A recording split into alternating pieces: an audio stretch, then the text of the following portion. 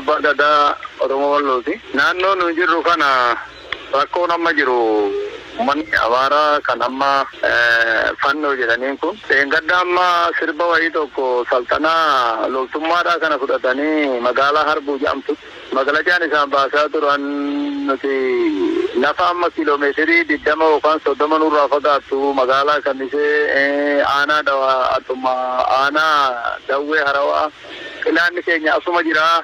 Jara kana barbadeessuu qabnaa jedhanii mafokkoriin isaanii barbadeessuu irratti Oromoo barbadeessuu irratti kan mo'anni jedha. Xiyyeeffannoon isaanii. Kanaafuu wanni kun rakkoo guddaa uumuuf deema. Kaleessa immoo gandaa wasan qurqur jedhamu irratti dhufanii ganama lola jalqabanii mootummaan federaalaatii fi humni addaa naannoo Amaaraa hedduu seenee keenyaallee dhaabaa keenya tole jedhanii nuti lolan barbaannu kan barbaannu nagaa yoo dandeessan nurraa deebisaa ka'ee keenyarraa jedhaniiti kadhatanii jarri deebi'uu diddee humna addaa naannoo Amaaraallee rukuttee faruma fannoo kana kanallee rukuttee mootummaan suni dadhabee hedduu ba'eeti haala kanatti dhukaasi hamma galgalaa dhukaa oolee gama keenya ganda wasa qurquruu irratti namni sadiitu du'ee booda ka jedhamu tokko irratti immoo waliigalatti ati gara nama 8 du'e kan madaa'e hedduudha.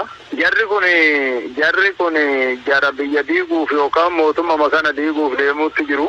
Oromoo Walloo keessaa dhufee waggaa ofirraa lole maal oltan jedhanii maqaa shaneetitti mogga'a. Maqaa shanee kanatti mogga'a. Maqaa tokko sirra kaa'anii diina kanallee ofirraa rukkutuuf ofirraa loluudhaaf rakkoo jira. Waan akkanaa kanaa siin jedhu kiyya ammallee uummanni kun taa'eetuma eeggataa jira. Humni fintelleeyyiin kun deemeetuma Oromoo ta'uutu yakka ta'uu jira. Rakkoo hamaa keessa jira uummanni waan godhu wallaalee bakka itti himatus dhabe. Yoo diina kana ofirraa deebisnettee ati deemte ofumarraa deebisuu kana maqaan sitti maxxanu maqaa biraati. Kan ammoo warri amma itti maxxansan kun nama qulqulluu uummannetti kun maxxana.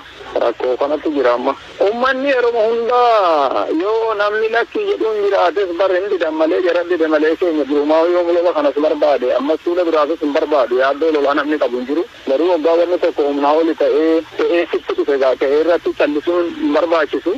Malee namni barbaacha deemu hin jiru. Uummanni yoo nurraa dhufe ofirraa ittis nama Oromoo goonaadha. Qaamni nurraa dhowwisuu jiraate hin barbaannaa jedheetuma hawaasni waa'ee lola barbaadaa keessa hin jiru. Namni lola barbaadu hin jiru. Namni lola barbaadu hin jiru. Lola ittinaa jedhanii garuu waggaa humni hidhate tokko dhufee ganda kan kee barbadeessuuf loonii kan kee ta'aa dhufeetu jala saamuuf deemetti namni gaa hin callisu.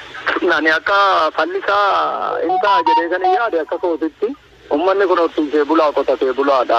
Uummata maqaa addaa itti kennanii waan adda addaa godhuurraa jarri kun irraa deebi'ee Oromoon ammoo asitti Oromoo ta'uun Oromuma ta'uu yakka ta'ee fintelleeyyiin kun namni kun warra horsiisatee bulu malee waa shanee miti.